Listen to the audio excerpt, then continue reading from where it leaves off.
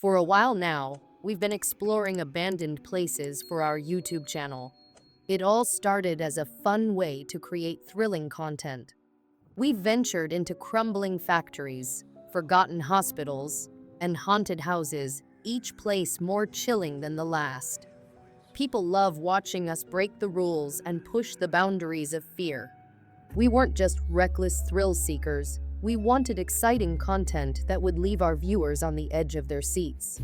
The scarier the location, the more views we got, and the more thrilling our videos became. It was Trevor who first mentioned Bell's Cave, a site shrouded in mystery and dark history. The moment he brought it up, I felt a chill run down my spine. This wasn't just another abandoned place, it had a story, a horrifying one. About 200 years ago, the Bell family, one of the most prominent families in the area, faced strange and terrifying occurrences. It began with the unsettling deaths of their farm animals, found lifeless on the grounds without a mark on them. Eerie noises echoed through the family home at night, leaving them all on edge. As if that wasn't enough, family members started falling ill one by one, each of them succumbing to a mysterious ailment that no doctor could diagnose. But the most shocking incident involved their youngest daughter, Betsy. She began suffering from violent attacks, convulsing and screaming as if tormented by an unseen force. The family was gripped by terror. Was it a witch's curse? A vengeful spirit? No one could say for sure. In the end, the patriarch, John Bell, died under strange circumstances. Many locals whispered it was the work of the Bell Witch, a dark figure said to haunt the area. Whatever the truth was, one thing was clear. Something horrible had happened there. The cave nearby was rumored to be the witch's hiding place. Tales circulated of those who dared to enter, but none returned to tell the tale. They became mere shadows in the legend, lost to the darkness of Bell's Cave. Of course, all that sounded like exaggerated legends, typical ghost stories to scare tourists or keep children from wandering too close. I didn't believe in that nonsense, and neither did Trevor or Luke. But deep down, a part of me felt a thrill of fear at the thought of filming inside that famous cave. If we captured something truly terrifying on camera, it would blow up our channel and put us on the map. The excitement was too tempting to ignore. We decided Halloween night would be perfect for our adventure. People would be out in their costumes, and we could explore the cave without being disturbed. Trevor gathered the gear. Luke brought his trusty knife, which he always insisted on carrying, and I loaded up the cameras, checking the batteries and ensuring everything was ready for the night ahead. As the sun set, we parked near the edge of a dense forest, the air growing colder as we prepared for our trek. We hiked the rest of the way, flashlights illuminating our path. The woods felt eerie, the shadows dancing with each flicker of light. It was far from any tourist attractions. The creepy stories surrounding Bell's Cave kept most people away. Those who ventured out of curiosity were often never seen again, becoming mere whispers in the wind. Finally, we arrived at the cave's entrance. It loomed before us like a gaping mouth, ready to swallow anyone brave enough to enter. I felt a knot in my stomach as I stepped closer. There was nothing impressive about it, a dark opening in the rock, the air thick with an unsettling chill. I tried to shake off the feeling and said, "Let's make it quick and get out of here. I want to get home early." Trevor, ever the thrill seeker, grinned. "Come on, it'll be fun. Just think of the views." Once inside, Trevor switched on the camera, filming as we walked deeper into the cave. He narrated everything for the video, his voice echoing off the walls. At first, nothing seemed out of the ordinary. The cave extended further than we expected, but the deeper we went, the more boring it all felt. I found myself checking my watch, wondering how long we'd been inside and when we could wrap this up. As we walked, The atmosphere shifted. The air grew heavier, thick with a damp, earthy smell. I felt a sense of unease creeping in, but I brushed it off. It was just the setting, I told myself.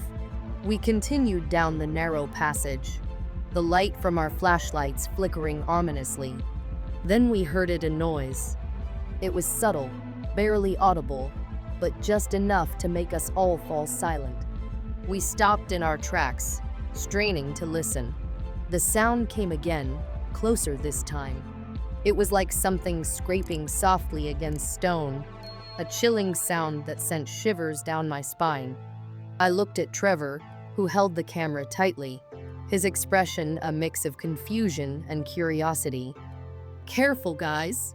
It might be an animal," he said, his voice low and cautious.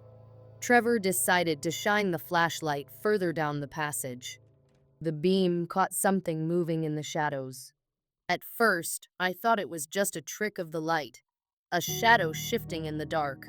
But it wasn't. It was a slender, hunched figure moving quickly, disappearing into the depths of the cave. "What the hell is that?" I whispered, my heart racing. Trevor took a step back, his eyes wide. The figure vanished into the darkness, leaving us in stunned silence.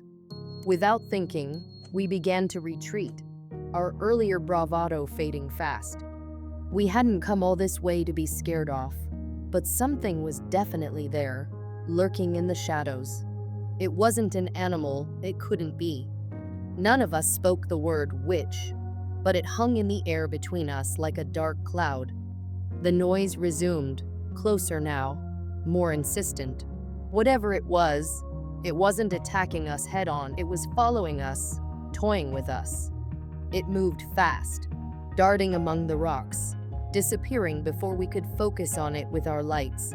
Suddenly, chaos erupted. Something lunged at Trevor, moving so quickly I didn't have time to react.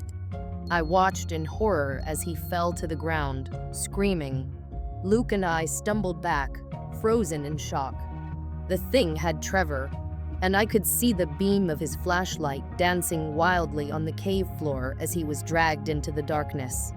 I didn't want to believe what I was seeing. I could hear Trevor's bones creaking, his flesh tearing. I turned to Luke, panic rising in my throat. "We have to go." Without waiting for a reply, we ran. Trevor's screams faded quickly, swallowed by the cave's darkness. In mere seconds, I heard another scream behind me. It was Luke, yelling my name, desperation in his voice. But I couldn't look back. I couldn't think. All I could do was run. The sound of Luke's cries cut off abruptly, leaving an eerie silence that echoed in my ears. My heart raced as I pushed myself harder, adrenaline coursing through my veins. I was alone now, the darkness pressing in around me, suffocating. I couldn't let whatever hunted us catch up. Then I heard a dry, crunching sound, like a body being dragged across the ground. My breath quickened, panic clawing at my throat. Something was moving toward me, and it didn't bother to hide. Finally, the narrow tunnel opened into a larger chamber, the flickering light from my flashlight illuminating the space ahead. I was almost at the exit, my heart pounding with the hope of escape. But as I turned to check behind me, I froze. The noise had stopped. I was no longer being chased. I took a moment to catch my breath, relief washing over me. I was safe, at least for now. But then, I saw her. Standing there, waiting for me, was a figure unlike anything I had ever seen. She was enormous, barely resembling anything human. Her skin was ghostly white, almost translucent, and her body twisted at impossible angles, as if someone had purposely deformed her. Her limbs were long and thin, stretching unnaturally in the dim light. But the most terrifying aspect was her head. It was large and bald, with sunken eyes that looked like bottomless pits of darkness. Her mouth hung open, revealing long, sharp teeth that seemed to fit poorly in her jaw. as if they were designed for a creature much larger. She stared at me, and in that moment, I felt a primal fear take hold. I was nothing but prey, and she was a predator, ready to strike. If the legends were true, and this was a remnant of humanity long gone, I was staring into the abyss. Before I could process my next move, she lunged at me, her speed shocking for her size. I grabbed a rock from the ground, my only weapon, and hurled it with all my strength. It struck her in the face, enough to knock her back a few steps. But I didn't wait to see the effect. I turned and ran again. The cave's exit loomed ahead, but I could hear her behind me, closing in fast. The heavy breaths of the creature echoed in my ears, mingling with the pounding of my heart. I was so close, yet the darkness felt like it was reaching out to grab me. Just as I thought I might escape, I felt her cold fingers brush against my shoulder, yanking me back with terrifying force. I stumbled, falling hard against the stone floor. My head cracked against the ground, pain exploding in my skull. As I lay there, everything went still.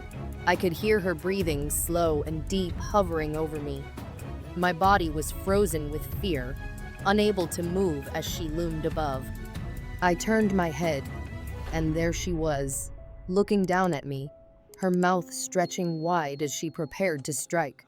In a desperate act of survival, I kicked out, my foot connecting with her knee, sending her staggering back.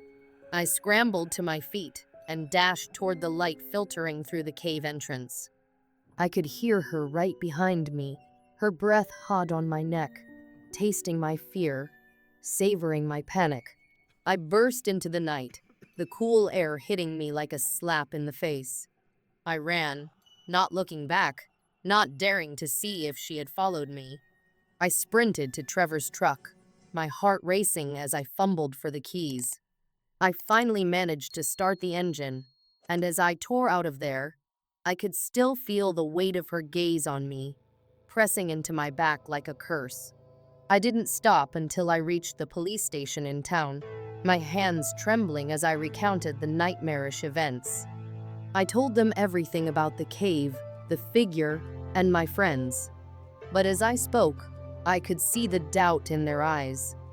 They shrugged it off, saying Trevor and Luke were probably lost and that I should have known better than to venture into that cursed cave. Just some kids out looking for trouble, one officer scoffed, shaking his head. You all should have known those stories were just legends. I could feel my anger rising. I knew what I had seen, I wasn't imagining it. But their dismissal only fueled my frustration. They blamed us for being reckless, for seeking thrills in a place that had claimed so many lives before us. As I left the station, a sense of dread settled over me. Everyone knew the legend of the witch, they just chose to ignore it. We weren't the first victims, and we wouldn't be the last. I felt like a warning sign, a living tale to be shared among friends.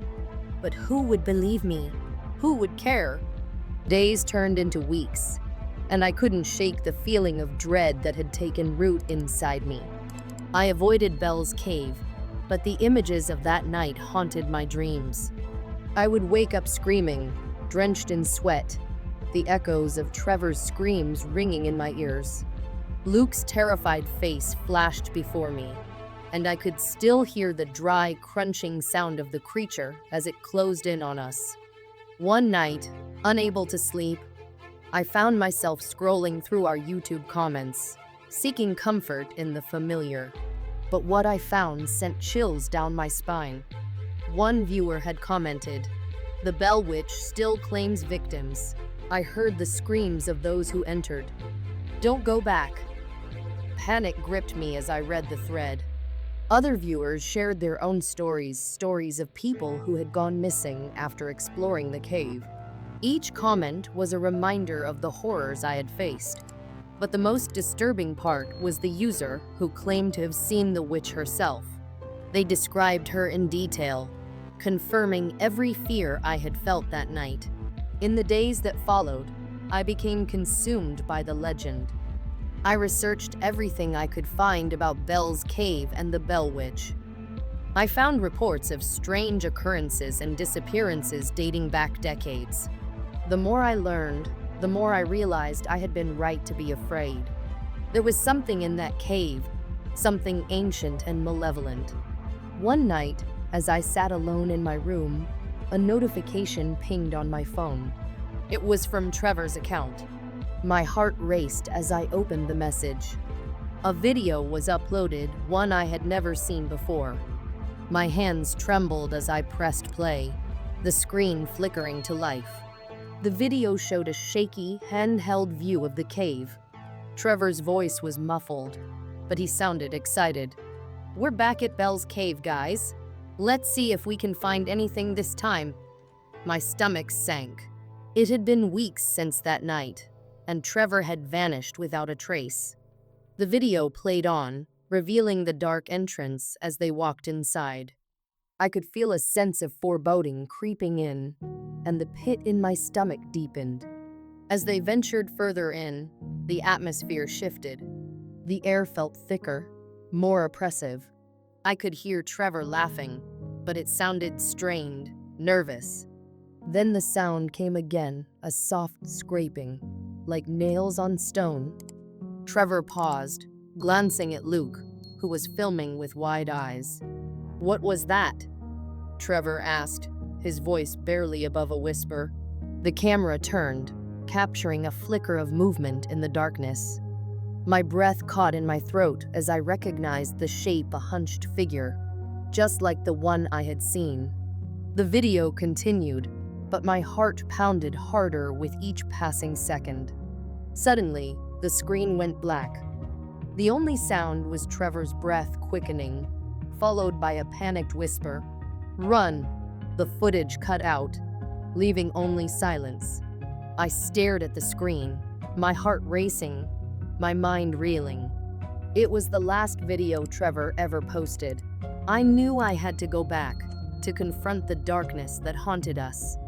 The next evening, armed with a new camera, I made my way to Bell's Cave. I could feel the weight of the air pressing down on me as I approached the entrance. Every instinct screamed at me to turn back, but I couldn't let fear control me any longer. I needed answers. As I stepped into the cave, I was enveloped by darkness. The echo of my footsteps was the only sound, and I felt the familiar chill creeping in. I switched on my flashlight, the beam slicing through the shadows as I moved deeper inside. The air was stale, thick with an unsettling silence. Each step forward felt like a descent into hell. I called out for Trevor, my voice barely a whisper. No response came, only the faint echo of my own fear. I reached the chamber where I had seen the witch, my heart pounding in my chest. The walls felt alive, whispering secrets of those who had come before me. I set up my camera, preparing to document everything. If I found anything, I wanted the world to know. I took a deep breath and spoke into the camera, my voice shaky. "This is Kevin, and I'm back at Bell's Cave. I need to find out what happened to my friends." As I spoke, the temperature dropped suddenly, and I felt a presence wash over me. The hairs on the back of my neck stood up, and I could sense something watching me from the shadows. Panic bubbled inside me, but I fought to stay calm. I called out again, "If there's anyone here, show yourself." A low growl reverberated through the cave, and I froze. The sound echoed off the walls, sending chills down my spine. I knew I wasn't alone. Before I could react, the air shifted, and I saw her, the witch, standing in the shadows. My breath hitched as I caught a glimpse of her pale skin and twisted body. She stared at me with those sunken black eyes, and I felt her hunger, her desire to consume me. Instinct kicked in, and I turned to run.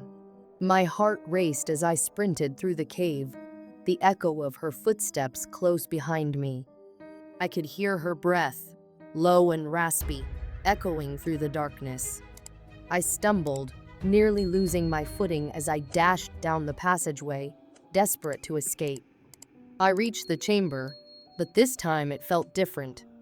The air was thick, almost suffocating. As I turned to look back, I saw her standing there, blocking my way. I was trapped. "You shouldn't have come back," she hissed, her voice echoing around me. I stumbled backward, feeling the wall behind me. "What do you want?" I shouted, my voice trembling. "Your fear fuels me," she replied, her mouth stretching into a grotesque smile. "I feast on the souls of the lost, and you are my next meal." In that moment, I realized that she wasn't just a spirit, she was a predator, a force of nature that thrived on the terror of those who entered her domain. I was nothing more than another victim, another lost soul to join the countless others who had vanished into the darkness. Desperation clawed at me, and I grabbed the camera, pointing it at her. "You want fear? Look at this," I shouted, pressing record.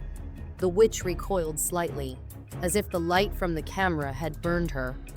I took the chance and sprinted toward the exit, adrenaline pumping through my veins. I could feel her hot breath on my neck, but I wouldn't let her catch me again. I burst out of the cave, the cool night air hitting me like a wave.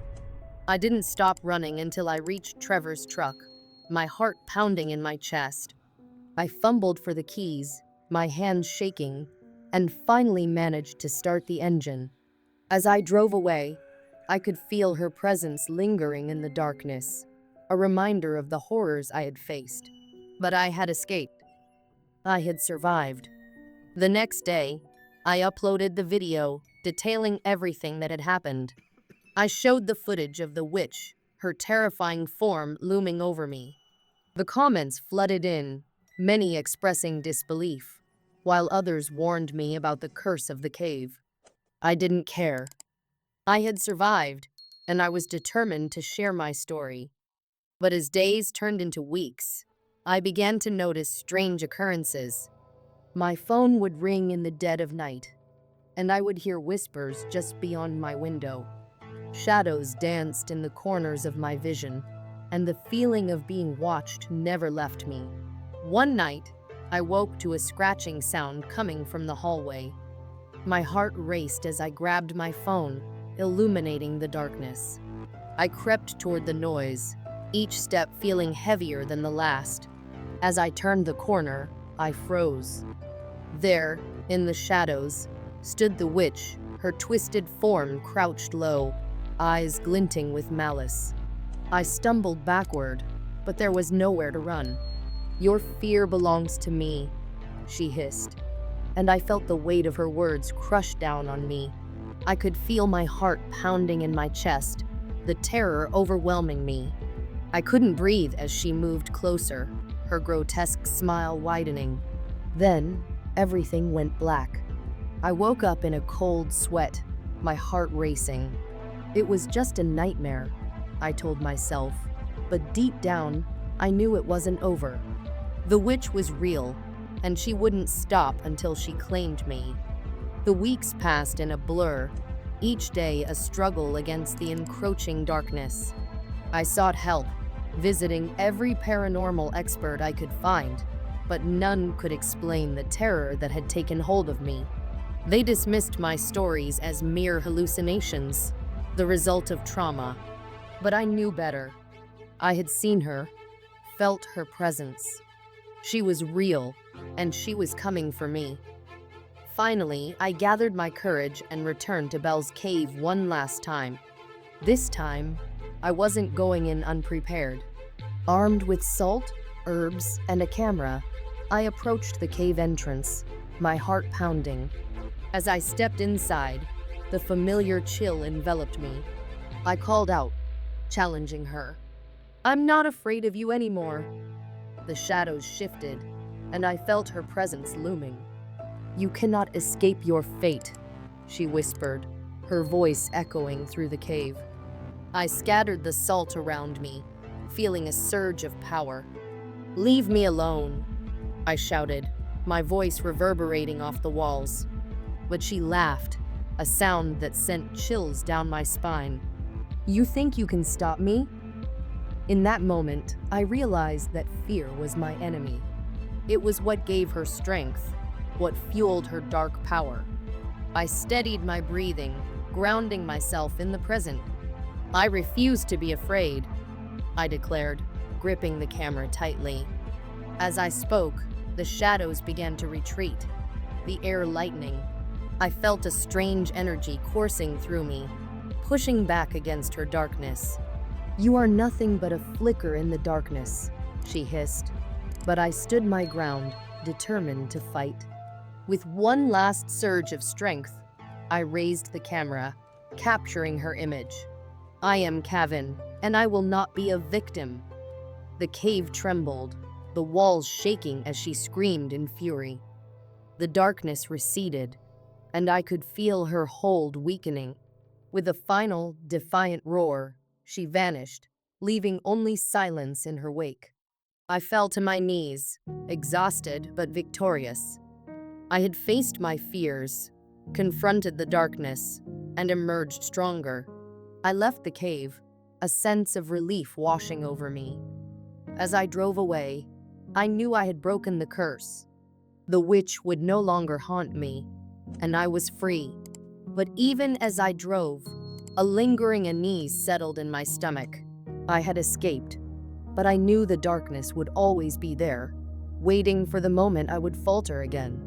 I couldn't forget the Bell Witch, and I knew that the stories would continue long after I was gone. The legend would live on, feeding on fear and darkness. And somewhere in the shadows, she would always be watching.